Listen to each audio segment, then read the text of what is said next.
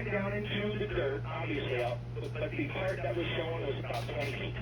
20 feet. How big enough for these beings to come out, or... Well, no, the beings didn't come out of the cache. Oh, they didn't?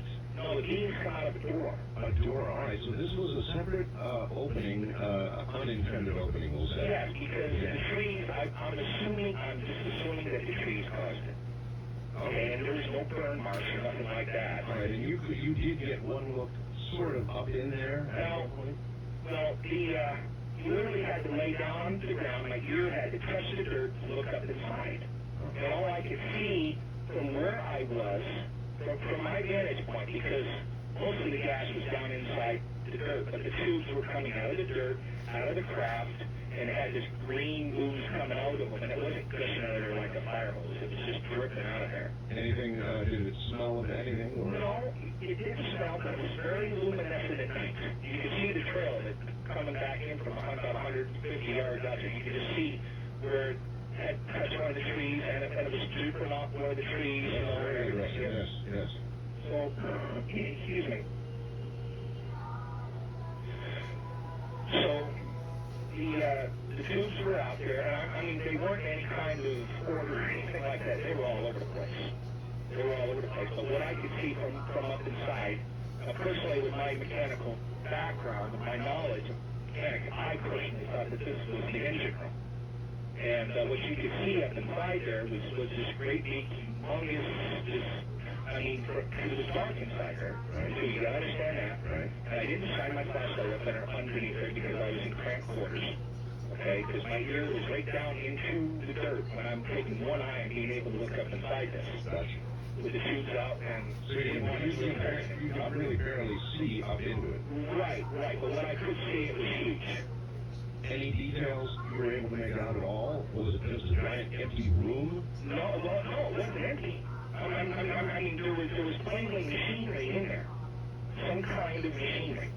That's what I'm saying. There's some kind of machinery in there. Right. I've lost my vocabulary again. And that's all right. So no grinding gears or anything like that. So it was just, it looked like just an engine room. Just an engine room with a face on, with a face on it. Okay? What I'm talking about, with a face, bulkhead maybe. There you go, a bulkhead. A bulkhead, all right. Right. Okay? And then at the edge of the bulkhead, there was this machinery. Okay? And it was like I've never seen nothing like this before in my whole entire life. I mean, it didn't resemble a 454 Chevy. I'm trying to keep myself equal. Yeah, please do. That's fine. So, anyway, your main job, you obviously were able to finally lift this thing all the way out. Right. And obviously at that point you'd be able to see very clearly its shape, right? Exactly. Because meanwhile, while we're out there, you got guys with brooms on top of this thing trying to dig off the dirt. And one thing I didn't mention before too is that whenever you hit this thing with a shovel, yes. I mean, just because I did that a couple of times, right. It would have the nick in it. Then after you bring the shovel back down, the nick would be gone. Really? The nick would be totally gone. I mean, like I said, it's very, very flexible. It sort of reshaped itself. It reshaped itself. No, I didn't want to say that, but... Again, that's all right. I don't mind. The shape of the craft, though, when you had it fully up and you could really take a good look at it as it was going to the flatbed, you would again describe it as a triangle. Yeah, as a triangle. But with... It was rounded edges. Rounded edges. Right. It was an oval triangle. Okay. It was an oval with a point, like... Okay, no, I can draw what I can. Sincerely, buddy, and roll it up and made yourself an oval, and then took one hand and tried to stretch that out a little bit. What would you have? You'd have an oval triangle. Yeah, that's right. No, with rounded edges. There you go. I just did it myself, and I see exactly what it was like. Right. And it was, I'd say probably 10 feet tall. 10 feet tall at its tallest point, and narrowed down to about 6 feet tall in the nose.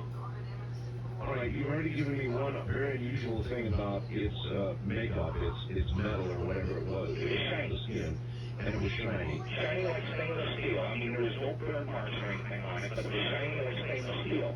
That's my word, Art. Had there been any apparent fire whatsoever. I mean, there wasn't a scratch on this thing, except for the gas that was on the side where the tubes were coming out. And that's where some of the metal... Okay, so there must have been some debris there. Yes, there was. Yes, there was. About the last 80 to 50 yards or so, there was debris from the first or second